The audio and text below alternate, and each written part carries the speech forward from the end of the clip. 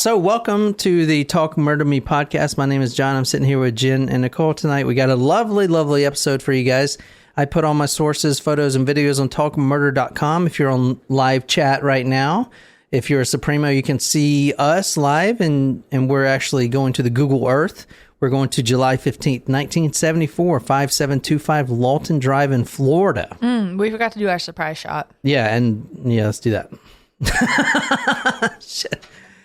And again, the last episode, we gave away the raffle. We're still doing that. So talkmurder.com, comment on this week's post. It's week 7 when you're hearing this. So any of those 2 posts out there, comment on them, and you'll be entered into the raffle to give away $50 Amazon gift card.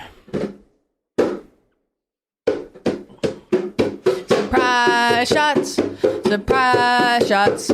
We don't know what they are because they're a surprise. Cheers. Cheers. Yikes.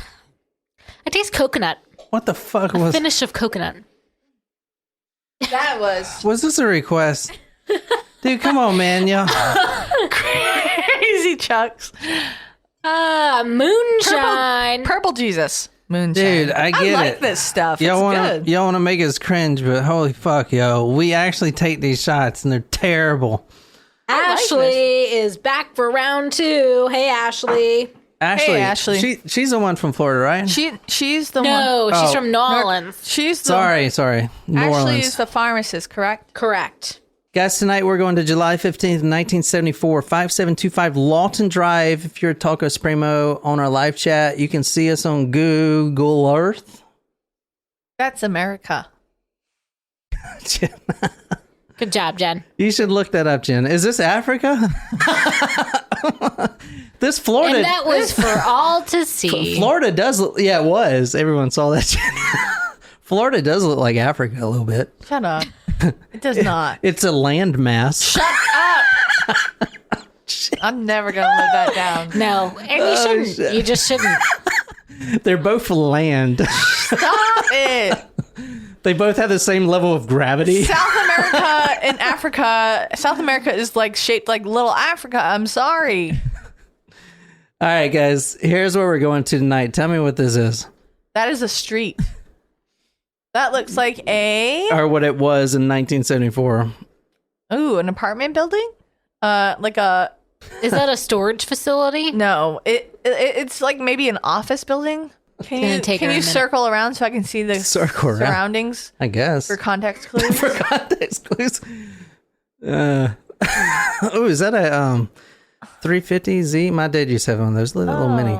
My dad used to have one of those too. Those minis? Oh, No, is that? What is that? Is that a Mercedes right there? I don't know. Hey, what is this? Some kind of drug operation? This says Florida. Like no name on the freaking building. And like It looks like an industrial park, maybe. It looks like we're looking at the backside of the industrial park. Well, this is the building we're going to right here. So an insurance building. And I was hoping you guys would notice something in the background, but I guess you didn't. The tower? How about a tower? big ass fucking tower right there? Oh my gosh, it's like the other case. Is this related? I like the rock work on the building. Yeah, that's pretty nice. What is that? Oh, building dude, this say? is somewhere Jen would go pick up a guy. Shut up. What is this? I don't go pick up guys. That's a nice hog right there, dude. I only drink here and hope that guys pick me up. So that's clearly not my MO. Oh my god. 19 miles per That hour. is an odd speed limit. What the Look at fuck? some The mailbox. mailboxes have smiley faces on them. Florida is so weird. Florida is so weird. Oh my god. Okay. All right. So where are we going for real this time? So context clues says it's Florida. Okay. All right. So, as I said, July 15th, 1974, no longer there, as you just saw. It was a news station. And How would I know that? This is tower. He's going with the tower. I mean, the tower, it was a tower, but it's really not like a news tower. There's no satellite dishes or whatever. But I don't think you would have known. Do you think the front of it kind of looks like a news station, maybe? No, I think it looks like an office for insurance building. Whoa, look at that car in the back. Is that like a Thunderbird or Oh my some god, shit? keep going. Okay, sorry. I'd like old cars too. It's okay. All right, tonight we're talking about Christian Chubbuck. Chubbuck. Chubbuck. BBUCK. I feel like I should give you a little trigger warning. We're going to watch a video. Oh, no. It's not like a cut you up. Anytime you say we're going to watch a video, it's like, oh, all right, let me get me some more fucking alcohol here. It's not like 2 more beers there if you'd like one. Oh, speaking of which, someone, oh my God, dude, that 3 Guys, 1 Hammer video we did, some of the comments on there, because I usually go and like delete all those shitty comments, but a lot of the comments are like, I'm 12 years old. I don't know. Am I ready to watch something like this? I'm like, what? No. Maybe we should have like an 18-year-old or older to enter on the website or something. Oh, no, it's on YouTube. Oh. And then I'm just like, oh, that's what I should have said? I shouldn't have been like, don't be a pussy. I didn't say that. D-Bap. I'm like, what are you, some kind of bitch? Come on. Press play, motherfucker. Anyway, no, I didn't say that. But we're watching a video tonight. This is pretty disturbing. Just a trigger warning. Let's just start it. This is July 15th, 1974, 5725 Lawton Drive. And this is the video right here. If you're a Supremo, you can see it on live chat. And here we go. In keeping with the WXLT practice of presenting the most immediate and complete reports of local blood and guts news. That's it? Well, hold on a second. You can't hear really what they're saying, and you can't see the I'm person going either. to show you what it is. It's like a mannequin. Hey, do you want me to play it? All right, Wait. What time period? 70s. He said that. Oh my God, all right, 1974. Just listen. I was just going to play it, and then I'm going to translate what she says, but she is a news reporter, and she's reporting on the news. Continue. So this is after Anchorman. Exclusive coverage of an attempted suicide. Oh my God. Did she just collapse? She got shot. In living color, exclusive coverage of an attempted suicide. Did she? Oh my God, she shot herself. Yeah, she pulled out a revolver and shot herself in the head. Oh my gosh, this is like the Bud Dwyer Yeah, that's what I want to do. case all over again. The live suicide. Wait, what? Can you rewind it? I can't remember what she was. I couldn't hear what I she was saw saying. that she got shot. I saw I'm going her to play head the go audio. down. I'm going to play just the audio, okay? Here, now. I'm going to play it right now. Oh my Bud God, that's Dwyer? terrible. Shocking. No, opposite of shocking. It's normal? No, normalized. But I feel like what the cases that we cover, since we covered so many cases, you would think that something like this would be normalized, but it's not. It is. Fuck, there's everyone kills himself on live chat these days. That's Literally everyone. You just don't know about it. And nowadays, it's not going to go away. As in, like, is the video out there? Yeah, it's out there. And number 2, like, it shows up on like TikTok as like trending and shit. That's terrible. Like, you should, like, I understand why. I guess I understand. Well, no, I don't fully understand. It's impossible for me to fully understand. But if it's like a cry for help and you're looking for, in these days at least, because in the moment, like if you live stream something, you know, and people are like, no, don't, or no, but I don't know. You can't fully understand someone. You can't reason with someone in this moment if they're, Okay, so here's what she says. She is a news reporter. She says, quote, in keeping with the WXLT practice of presenting the most immediate and complete reports of local blood and guts news, TV40 presents what is believed to be a television first, in living color, and exclusive coverage of an attempted suicide. And at that point, she points the gun, right? She pulls the gun out of her purse. So this is the audio with the translation of it for you guys. Oh my gosh. Adding substantially to those statistics. This weekend, being typical of the recent rash of violence, saw one man stabbed, another assaulted, and a third shot and wounded. Sarasota police report the finding of an 18-year-old, a man by the name of David Wynn, in the parking lot of a friendly... All right, just so you podcast, for you on podcasters, if you're driving in a car or whatever, quote, well, actually, you read it, Niquiz. So this is just, she's reading the crime news of the day. You know how news stations, they do what happened in your community? This is the crime that happened. So this is what she's reading. This weekend, being typical of the recent rash of violence, saw one man stabbed, another assaulted, and a third shot and wounded. Sarasota police report the firing of an 18-year-old, a man by the name of David Wynn, in the parking lot of the Friendly Tavern on 27th Street. On 27th Street. Wynn had an apparent stab wound in the chest, which, according to witnesses, was inflicted by James Whitworth during a fight. Police charged Whitworth with aggravated assault. Wynn is in satisfactory condition at Sarasota Memorial Hospital. Wynn had an apparent stab wound in the chest, which, according to witnesses, was inflicted by James Whitworth during a fight. Police charged Whitworth with aggravated assault. Wynn is in satisfactory condition at Sarasota Memorial Hospital. The second attempted armed robbery in a week has involved law enforcement officers from both Sarasota and Manatee. All right, this is just more of the crime news. I'm gonna skip forward a little bit. She talks more about a robbery, armed robbery, and shooting at the Beef and Bottle restaurant. So this is her whole newscast leading up into it. I'm skipping forward a little bit, so. Race Foster, who was shot in that incident, is in satisfactory condition at Sarasota Memorial Hospital. So a lot of crime-related stuff. WXLT practice of presenting the most immediate and complete reports of local blood and guts news. TV40 presents what is believed to be a television first. In living color, exclusive coverage of an attempted suicide.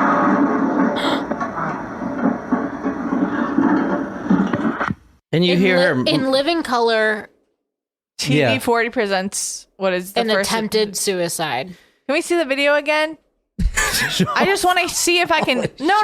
That sounded really bad. But I just want to see if I can hear her say it now that I know what she's saying. The video is really grainy, and I do. So is the purpose of her saying this like I'm telling you all these like terrible things that are happening in the world, and now see a suicide? Well, we're gonna find out. But I need to say right now before I get a bunch of comments, the audio is 100% real. The video may have been. I don't know. People say it's a hoax. I don't really get it. It looked fucking real to me.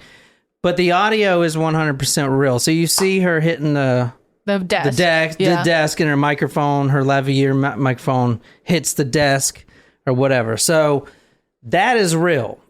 And honestly, it's all fucking real. I don't know why I think people see something that's so fucked up that they just like, that's fake. Can't be real. Yeah. Can't possibly. Exactly. I just don't understand. And yet they see real things, so they see fake things and believe them to be real. But it is the video because Jen really wanted to see it again. I just want to see if I can hear her say it and do it at the same time.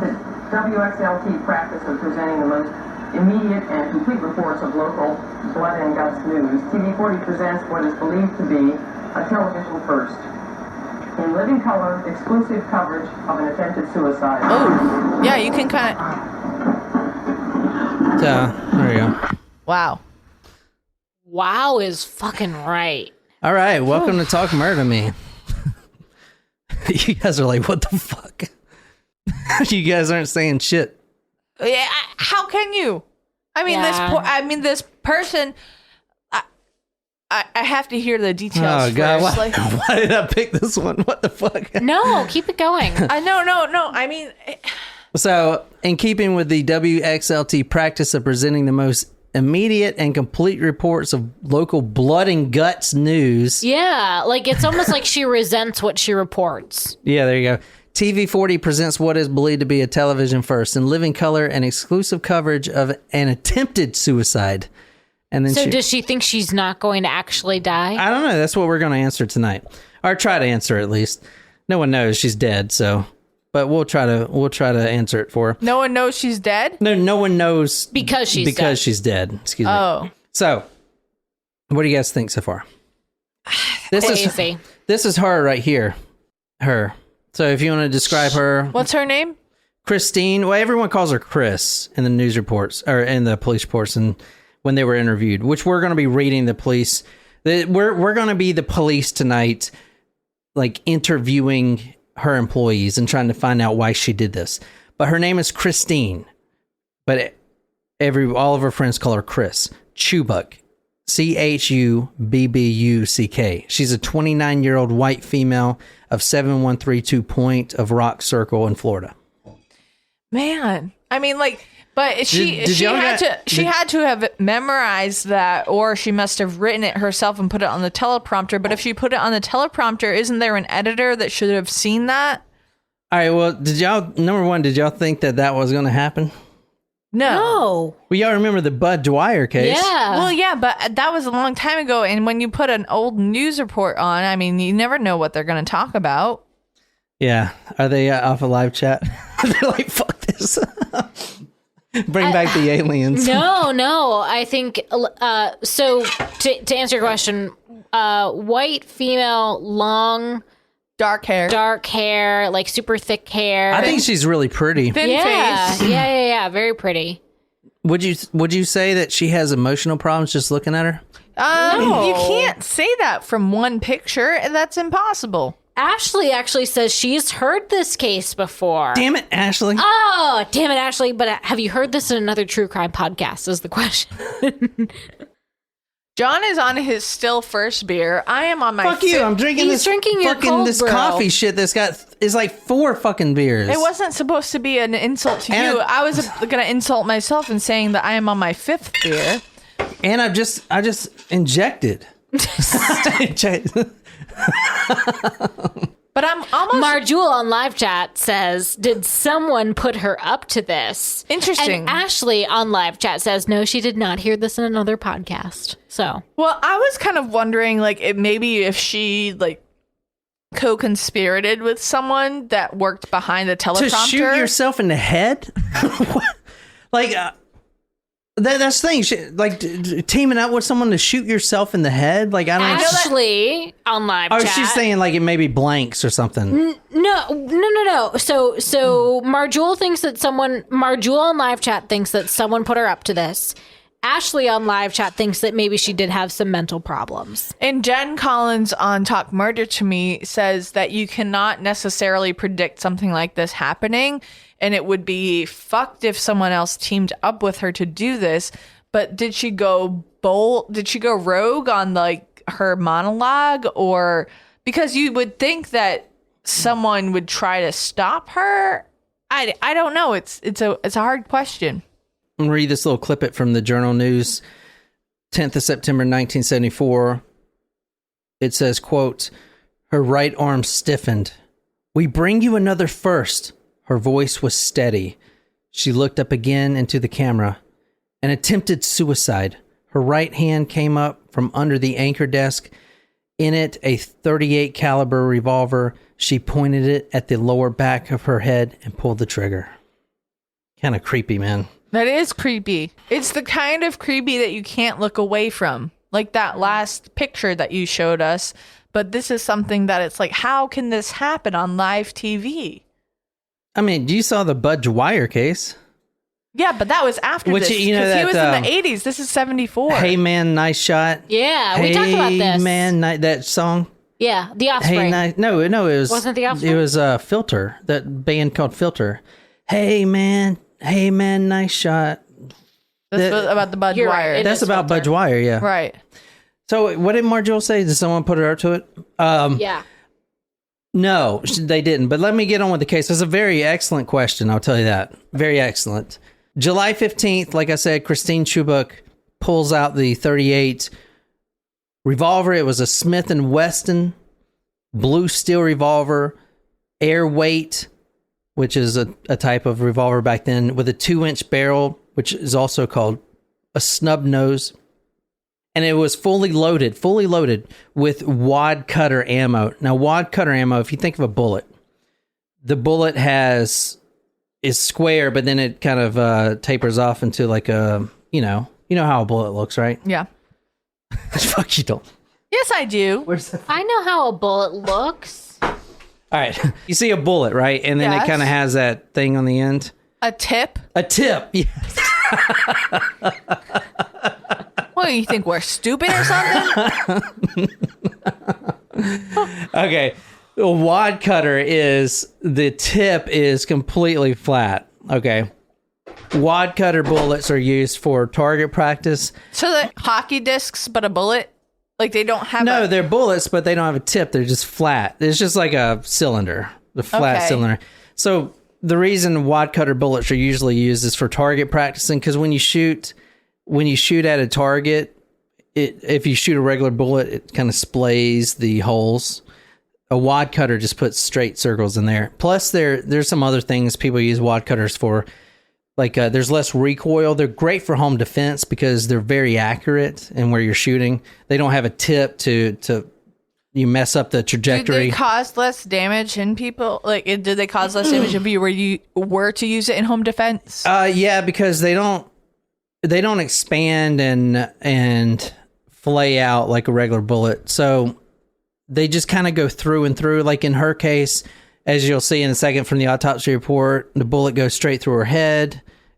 She shot herself upper ear, right behind the ear. So like upper right ear. Right here? Yeah. She only meant to injure herself. Like she did say attempted suicide. Yeah. Marjul on live chat said the word attempt suicide is a strange word. It's very strange. That's a very good point. And we're going to explore that. But to shoot yourself in the head, if you don't think you're going to kill yourself, I mean, the bullet did go through, or what they call the missile, that went through. But, dude, maybe she was that delusional to think that it could just be attempted suicide. But you shoot yourself in the head and in the brain, and you think you're going to live, like... I don't think that my question, I guess, still kind of remains. Like, was that something that was on the teleprompter? Which you can pull? No. It was ad-libbed. No one like miswrote it on the teleprompter for freaking. No. Not that they miswrote it, but she wrote it in and someone didn't see it. No. Let's just get on with it. So it was ad-libbed then, so no one knew it was coming, right?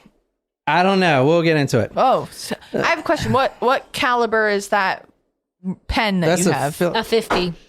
50 caliber. 50 caliber. Okay, that is a large bullet. Yeah, I know. Chris, as I'll call her, shoots herself in the back of the head. The bullet goes through the whole skull out the other end. She was actually transported to Sarasota Memorial Hospital. She was announced dead, but from what I saw, she was alive in the ambulance. So she was like barely hanging on. But she was dead very soon. The doctors pronounced her dead as soon as she got to the hospital. So, very tragic, very stunning. You guys probably didn't see that coming. No. But there's a very... Oh, what I want to say about this case, I don't know if I said this, but just because I know people are going to say this. There's a whole subculture on this case alone trying to find the real video. If that's not the real video, I don't know.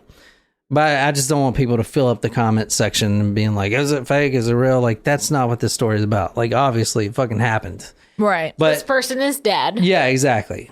Anyway, the pistol is, according to the officer, this is from the actual police report. This is from Officer James Berry. He was the investigating officer of the scene. I opened the cylinder and saw one spent shell under the hammer.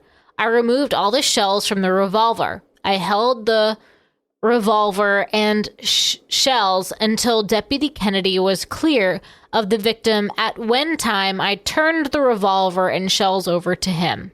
This is the revolver right here. I'll put this photo on talkmore.com. You guys can see it on live chat too. Your standard Smith & Wesson revolver. That's what my dad has, I think. Those are the wad cutters. You see what I'm talking about there? They're flat on the end. So that's what that is. It's a snub nose, so it's kind of small. The barrel's small. Those are for easily concealing in your purse. A lot of females use them for protection in your purse, whatever. Oh, I had a question. Did the gun not, like, she put it to her head. I know that sometimes that guns have recoil, but like, was there no brain matter or blood or anything on the revolver? I didn't see that. I don't know why I'm asking that, actually. I mean, I will tell you that the brain matter from the other end, from the autopsy report, quote, on compressing the scalp, brain tissue exudes from the wound like toothpaste from a tube. Ooh. End quote. So if you want to read this is from one of the police officers. Upon arrival, I observed in the studio several uniforms, prisoners talking with employees of the station. In viewing the area where the shooting occurred, Ryder observed a large blood stain on the carpet directly behind the chair in which the victim, Miss Chris Chubbuck, was seated. In addition, there was a small amount of blood on the desk.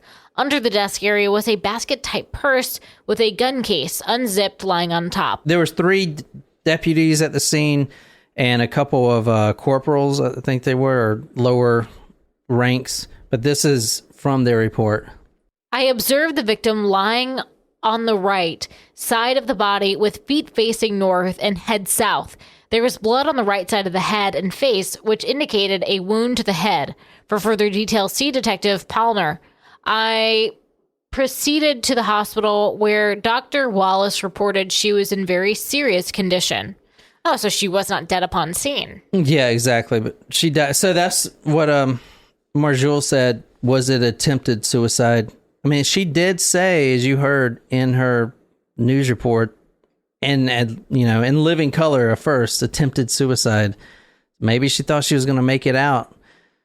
I can't imagine trying to attempt a suicide and shooting myself in the head. I mean, maybe like the foot or something, like, but the fucking head, or like man. Stomach, where the stomach, but I mean, that'd be painful, but like you may not bleed out before you get help. Yeah, so this is pretty much an easy to do case. So tell me, and we're going to go further into it, but tell me what questions you want to know first. There's a couple that I haven't.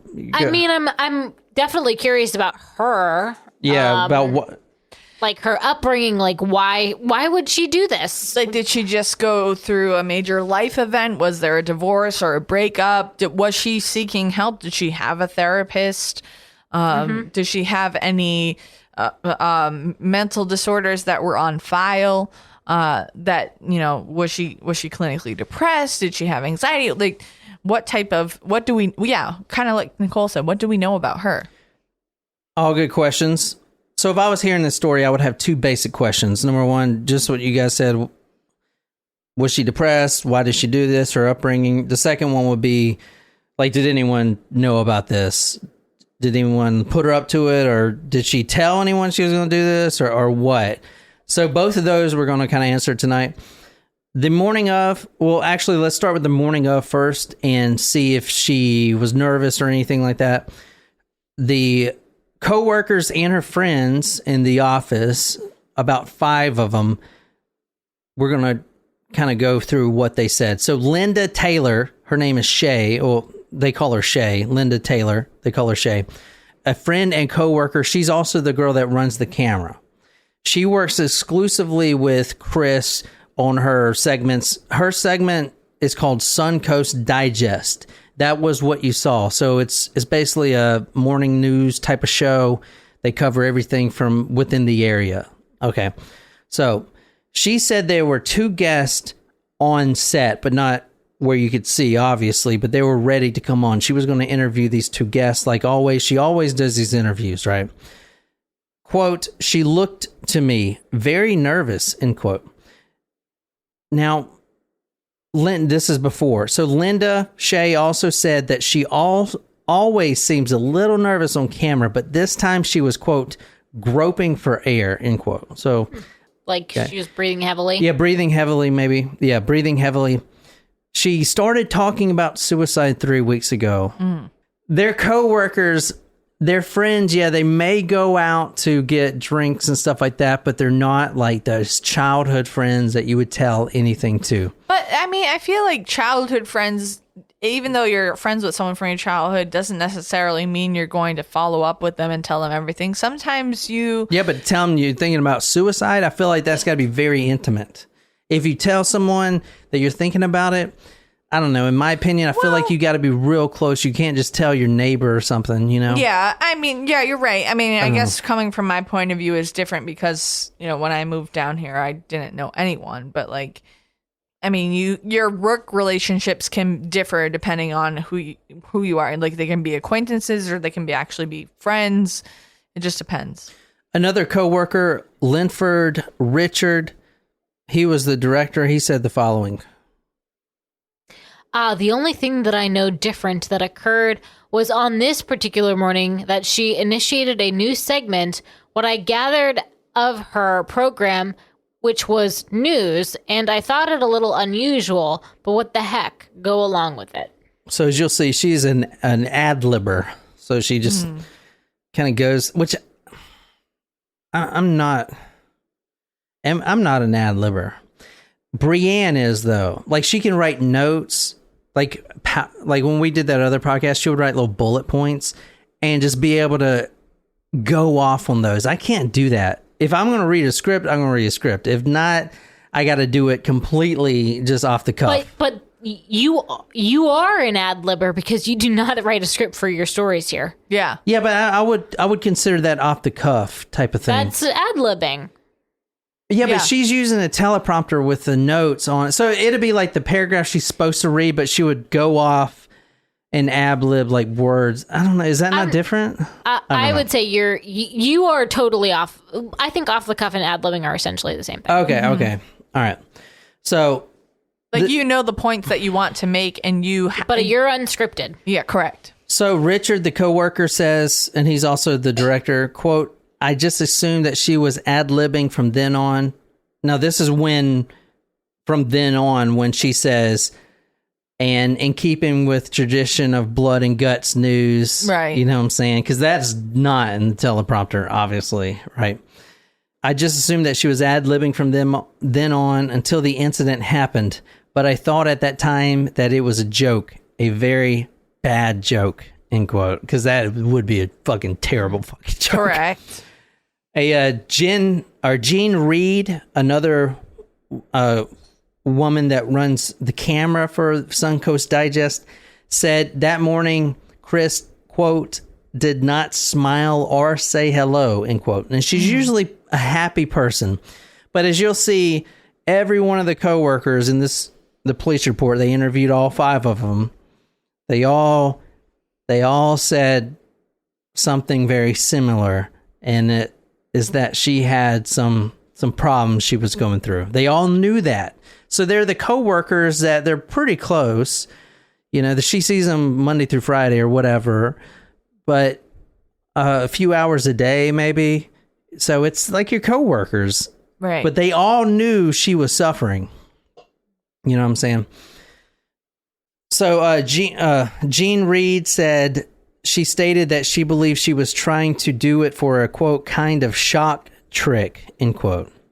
So a little bit more about Chris. She always comes up with new segments and new ideas, and she's always doing things kind of different.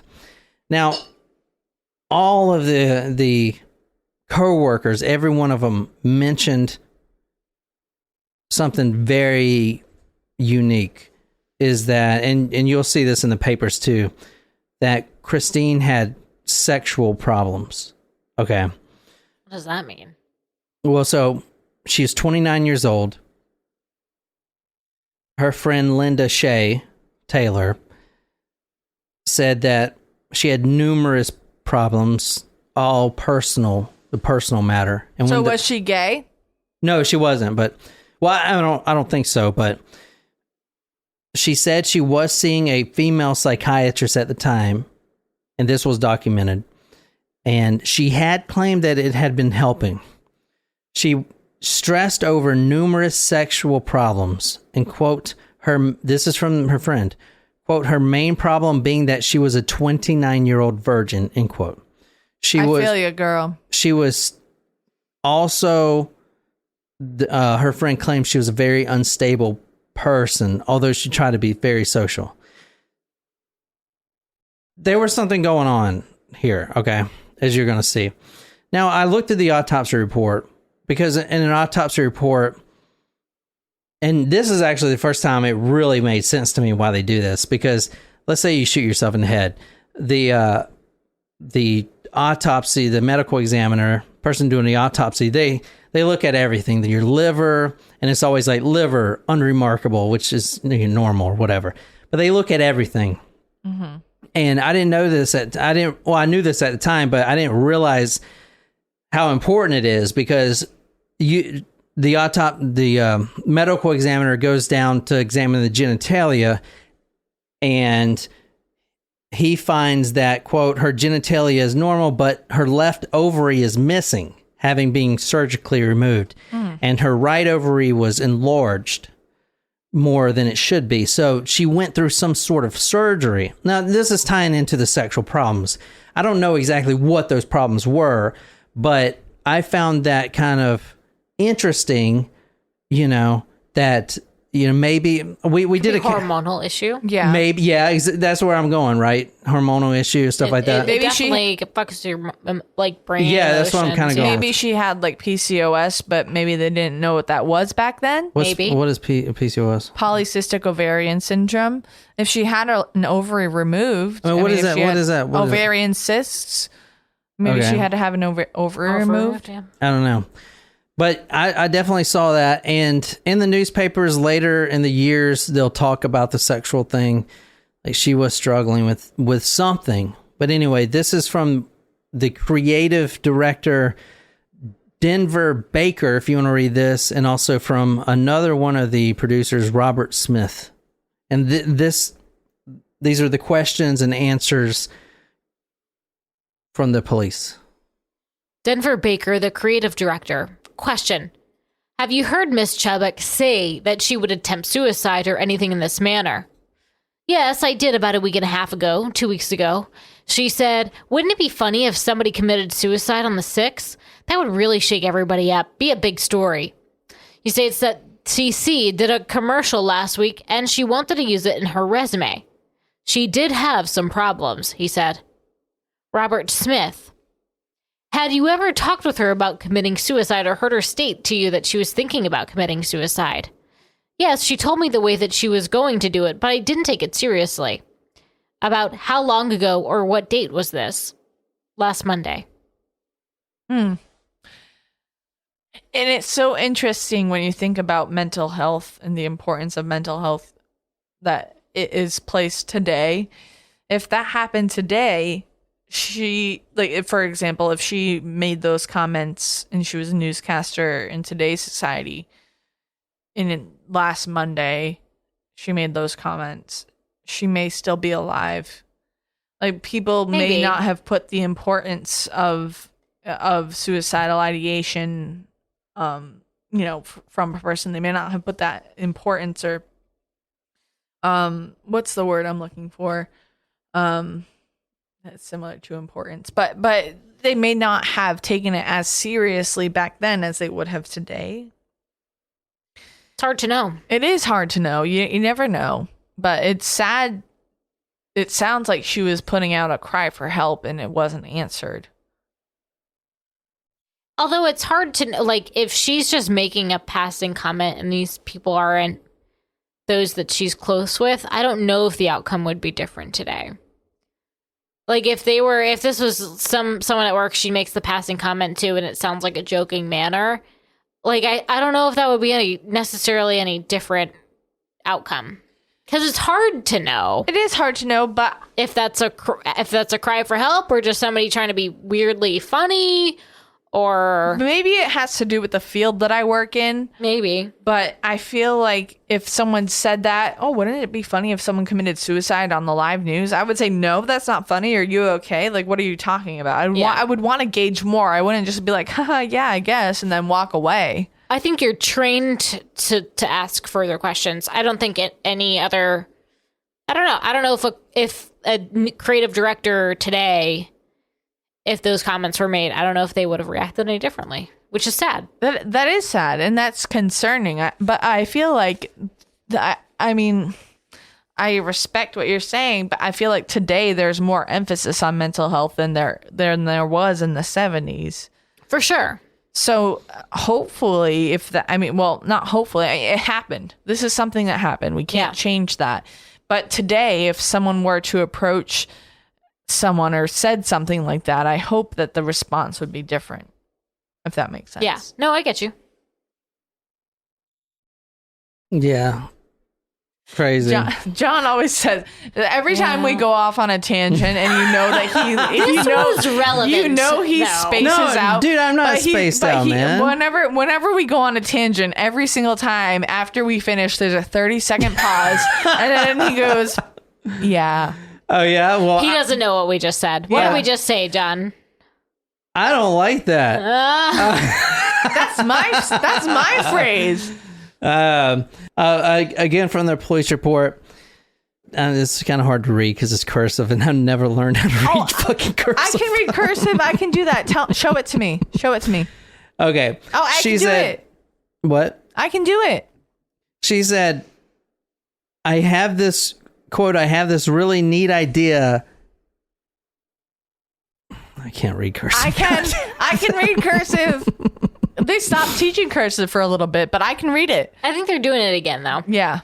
Show it to us. Fucking can't goddamn read it. I feel stupid. Don't feel stupid. It's that bottom one there. I can try to make it bigger. Not all of it, just where it says... how long did she stay? No, well, I did this because I have this... I have this really neat idea. This is what she said. So she tells a friend that she just bought this gun, and he's real worried. He says, that can only get you in trouble. Well, I did this because I have this really neat idea that you have... One day I might... it'd be nice if I took the gun out and blew myself away. And then she started laughing after that. She started laughing. And then she started laughing after that. And I told her that's really insane, crazy idea that ask, like crazy, she'd come up with such a pretty weird idea. I mean, imagine if your friend, I know you're a reporter, so we're not that, but imagine if your friend's a reporter and she's like, yo, I got this crazy idea. Think about this. What if I take a gun on live television and blow my head off? How funny would that be? Like, that's what she's saying. So, like, put yourself in that mindset of, like, where's she at now as far as, her mental health is concerned. Well, but at that point, it's like, do you have a gun? And again, this is 50 years ago. This is totally different times. People didn't have the training. People didn't know what questions to ask. But, it's like, do you have a means to pull this out? Are you okay? What are you struggling with? What type of problem do you think that you would be solving by doing this? What are your reasons? But back then, not everyone knew that. And I feel like there's a larger focus today on social and emotional well-being so that hopefully people know the basic skills and actually realize when someone is struggling or know what kind of resources. Talking to the mic. I am talking into the mic. And know what kind of resources to give people when they are struggling with this. Or call 911, call the suicide hotline. And back in the 70s, you didn't have Google, you didn't have cell phones, you didn't have the type of technology and resources that we have today. So in one way, it is grateful that we do have what we have now.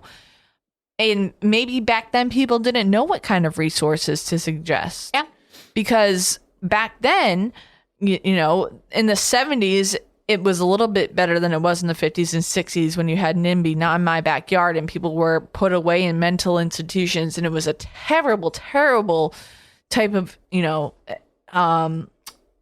what's the word I'm looking for? Like stigma? Stigma, yes, thank you. It was mental health had a stigma. If you were depressed, if you were hysterical, or back in that time, it was a bad thing. And the point of view is totally different now. So people didn't have this training. But I wonder, as someone's friend, like, how would you interact back then? Like, you wouldn't take them seriously? Like, was this not as common as an occurrence as it is now? I mean, think about the exaggeration of the moment of doing that on TV is what she's proposing.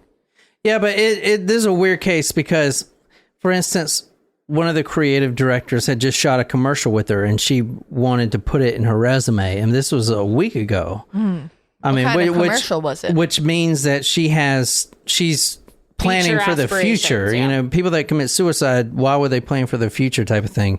But then again, and I'm pulling this from the Journal News, 10th of September, 1974, talks about how she had no real friends, and it was always that strange combination of her desperate to make friends. She's so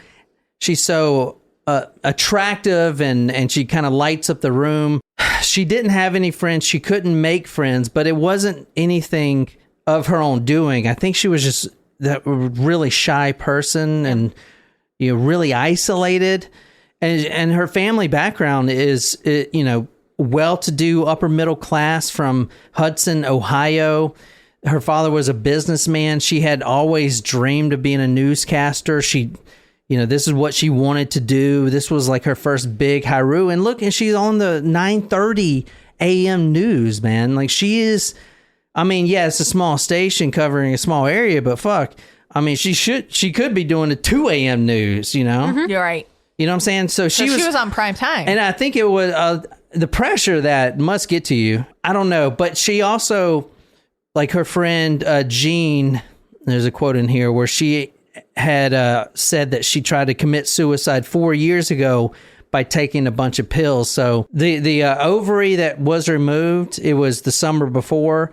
The doctor told her she could never have kids. I think that may have had some impact in that. But a lot of people have never. But if she tried, like, this is what I don't understand, and it's hard to understand something that happened 50 years ago. If she tried to attempt suicide and die by suicide, like 4 years ago, if someone makes a comment like that, like, oh, wouldn't it be funny to die on the news, or someone commits suicide on the news, like, isn't that a red flag? Isn't that something that you would be concerned about? One friend says, quote, I think she killed herself to say, hey, look at me, to get attention, to be recognized. And I think she wanted marriage and children more than anything else, end quote. The owner of the news station says, quote, she wasn't as interested in hard news as she was in features and didn't distinguish as she should between them. She had her own system of priorities. So she was enticed by the fame and the big stories. Another anchorman says, quote, I felt she was someone with very deep feelings, someone who seemed more involved with her job and with her emotions than most people seem to be. One thing about her, though, she was always self-depreciating, end quote. And I see this a lot with her, with this story. She's really pretty, and that's, well, let's be honest, that brings confidence, You're confident when you look good. She could have those dates or whatever. I saw one reporting here. She had less than 10 dates in her whole life that she's been on. She's 29 years old. Been on less than 10 dates. She was very self-conscious that she was still a virgin. Now she can't ever have kids. She can't get married. Well, she can get married, but she can never have kids because of her, problems. I don't know if she wanted to kill herself or not, because she did say attempted suicide. But I can't imagine shooting yourself in the head and not thinking you're going to die.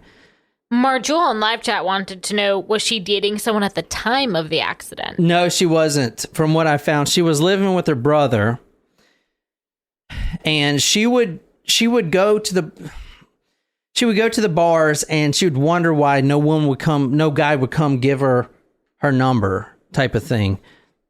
I think she was very standoffish. But I didn't see anywhere she was dating anyone whatsoever. Maybe she was afraid. This is what Jean says. She told me that she tried to kill herself 4 years ago with pills and that she had a hard life. In my view, she was very self-centered. She was threatened by everyone. I once tried to do an interview and she got furious, end quote. So she was, she came from a lovely home, nice parents, good upbringing. I think his mental health, I don't know, though. I'm not a professional. I'm a fucking podcaster. But I don't know. I do know that there's a psychology behind these live suicides. And I think there's two different types, because you have live suicide. Well, you have, in my opinion, you have people that plan them to do a live suicide for whatever reason. Like, think Bud Dwyer, or even the ones nowadays, like, they plan it and they want to get as many viewers as they can. And then you have someone who commits suicide via live chat that maybe didn't think they were going to, and I'm talking about one individual, is an Iraq veteran. He was on live chat, and all his family and friends were on there, and he had this like podcast thing. His name is Ronnie McNutt, if you want to look him up. And this is the one that got on TikTok, like trending. And he got really drunk, and he said, "You don't think I'll fucking kill myself?" And he did. He took a fucking rifle and shot his head, and it split open. It was fucking horrible. Like I saw the video, it's a fucking terrible video. And that was trending on TikTok, the fucking video of him shooting himself in the head. And I don't think, watching the stream before that, I don't think he knew he was going to do it, but you just get so drunk and so, or whatever. So I don't know, it's kind of deep. Sorry if depressing one, but I think there's two types for doing it in front of an audience. Because people kill themselves all the time, right? But that's a very intimate act, right? Usually people don't want people to know, right? Right. But to do it on live chat, I feel like there's definitely a psychology there that I don't think has been mapped out yet. I don't know. Marjol on live chat asked, does she have a religious background that we know of? I didn't see any. Great question. That is a great question. I didn't see anything about religion, but obviously if she was Christian or something, she'd be more hesitant to do it. I didn't see anything about her her religion preferences. That's a really good question. What I saw was basically she grew up in a good family. She was living with her brother at a time, and they lived in a nice house. She was on her up and up. She wanted to be a reporter for her whole life. She attended Ohio State University, graduated from Boston University in the broadcasting and film industry, and she got on this Florida job for the Suncoast Digest. Now, she is away from her family, too. Think about it. I mean, the family's in Ohio. I didn't see anything about religion. That's a really good question. But I don't know. I can't answer that. Really good questions. Very crazy, though. And very sad. Yeah. I don't know if the sad thing about... So this case, if you hear about this case and why it's so popular, is because it's got this subculture of people wanting the freaking video. They want to... I think Vice did a documentary on it to try to see if the video was real. And they interviewed the family. The family said that they have the actual video, and they gave it to a lawyer to lock up. The audio is real, but the point I'm trying to make is like the reason people search this case is to find the video for that gore aspect. You know what I'm saying? And it's shocking, man. It is.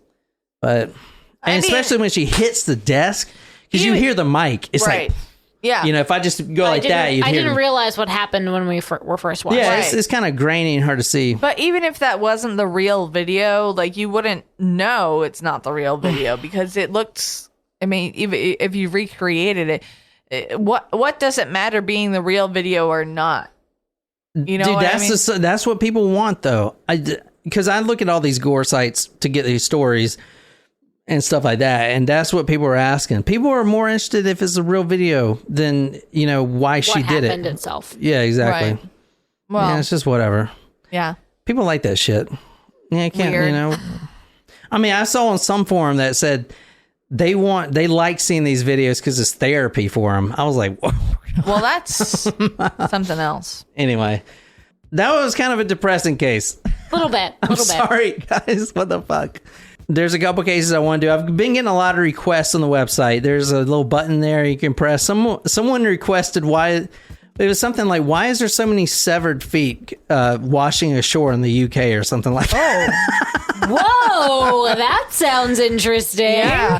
Well, it's actually... I did look it up. It's actually a very interesting reason why. There's a very specific reason why. Interesting. It's feet and nothing else that wash up. But I might do a little one of that next week. That sounds perfect for Johnny Llama. Yeah, but you guys appreciate you joining us on live chat. I think that's all for us tonight. Really appreciate it again. And that's it. So be sure to go to the blog, comment. You can win $50. This is Talk Murder Me podcast. I hope you guys enjoyed it. And until next time, good night, you lovely, lovely people.